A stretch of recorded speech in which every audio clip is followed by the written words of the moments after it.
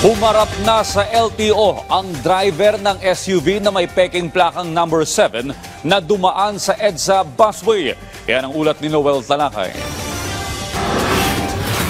Lumitaw si Angelito Edpan sa Land Transportation Office o LTO para kumpirmahin na siya ang driver ng SUV na may plakang number 7 na nag-viral matapos niyang muntik masagasaan ang isang traffic enforcer ng sitahin sa pagpasok nito sa EDSA busway.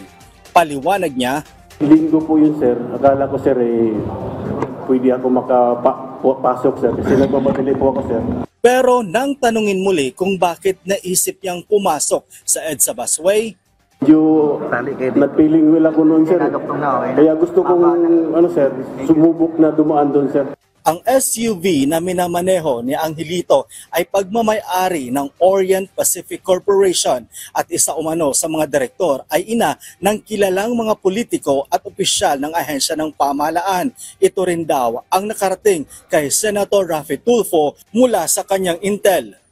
Ang may-ari ng sasakyan ay Orient Pacific Corporation na kung saan board members nga yung mga binanggit mong pangalan. Binanggit niya? Anong pangalan?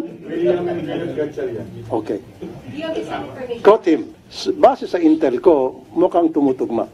Pero anya hindi senador ang sakay nito.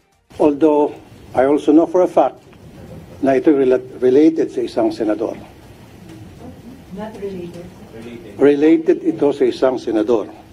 Pero hindi yung senador ang sakay ng SUV na yan at that time. Hindi naman ito kinukumpirma o tinatanggi ng abogado ng Orient Pacific Corporation.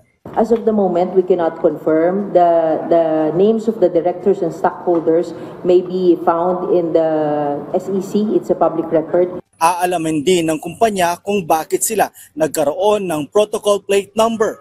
Yung plate number 7 po, right now we are conducting an investigation po paano po nangyari yun. Ayon sa LTO, ang plate number 7 ay itinatalagang number para sa senador at hindi otorisado ang paggamit ng kumpanya sa nasabing plaka. We want to know where they got it, no? Kasi gusto natin tukuyin yung manufacturer, no? Kung nandyan pa yan. At kung nandyan pa yan, we'll have to operate.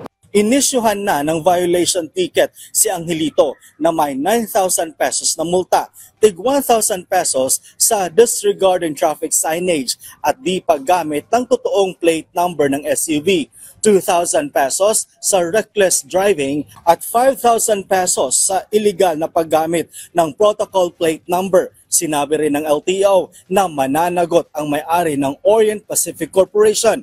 Noel Talakay para sa Pambansang TV sa Bagong Pilipinas.